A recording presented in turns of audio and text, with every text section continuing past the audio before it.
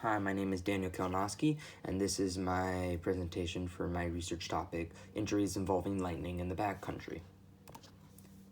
There are 5 main types of injuries caused by lightning. Ground current, side flash, contact, upward leaders, and direct strike. Ground current is the idea of a tree being struck and that electricity being imported into the ground, and I'll explain this a little further in the next slide, but when that electricity is in the ground, people are susceptible to it. Side flash is when a tree is struck by lightning or a high object, that the lightning, instead of just going down into the ground and creating ground current, it flashes over to the next tree, and that tree as well will create ground current. Contact is being in contact with an object like a metal pole or a metal fence, which is struck by lightning, which is conductible. Upward leaders, very similar to side flashes in the way that electricity goes from tree or whatever high object to another high object. But in the case of upward leaders, it keeps on going from object to object to object, so treetop to treetop to treetop to possibly human. Direct strike, that is being directly struck by lightning. In this diagram, this helps you to explain. It helps explain the ground current. So, say a tree is struck, and a cow who has 2 sets of legs, one side of their legs, which are the front, gets 700 volts, while the back only gets 6. With the 100-volt difference, that 100-volt difference drives electrons from one leg across the body out the other, and that's where injury occurs. This diagram shows side flash and upward leaders.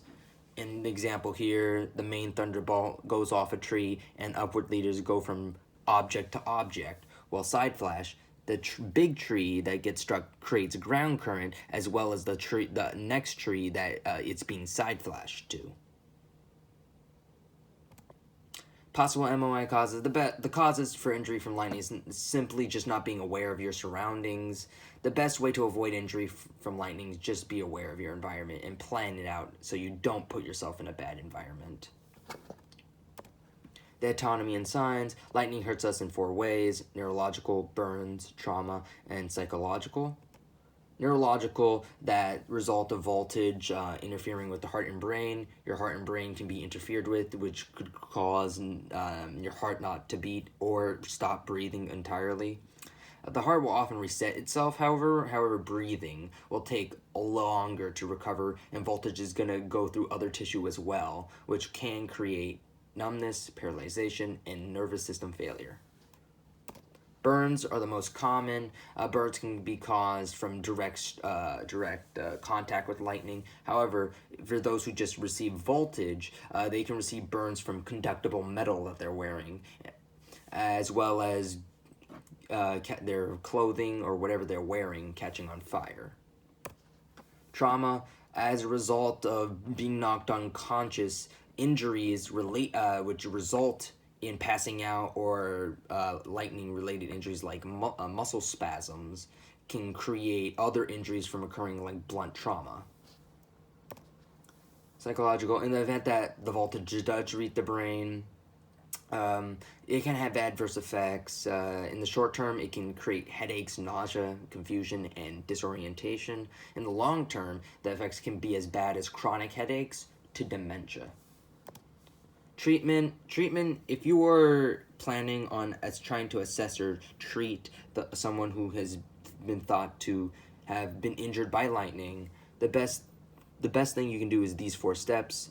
1, ensure the scene is safe. If you are harming yourself by trying to enter the situation, it may be better just to wait until the environment changes.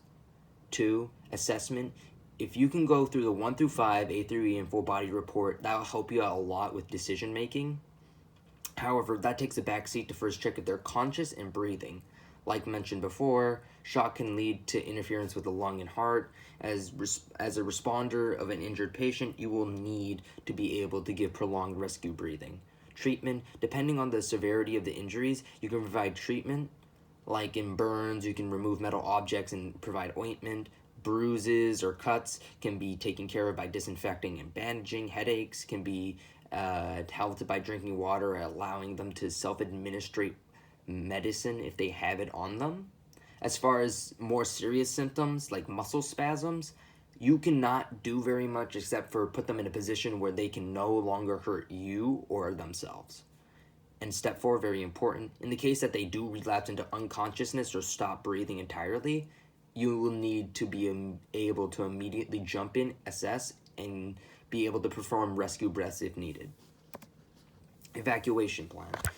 In the event that anyone is injured from lightning, your goal is to always evacuate them.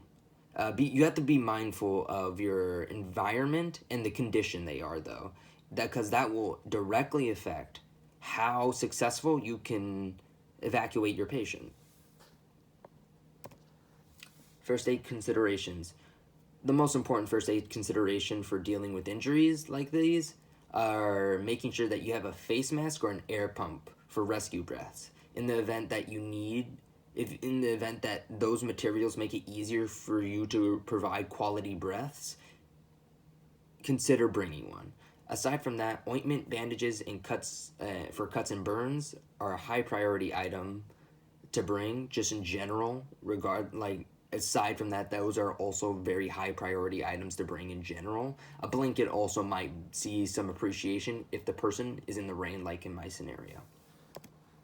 If you have any questions, you can check my research paper on Canvas. Aside that, you can reach me here. I hope you have a good day.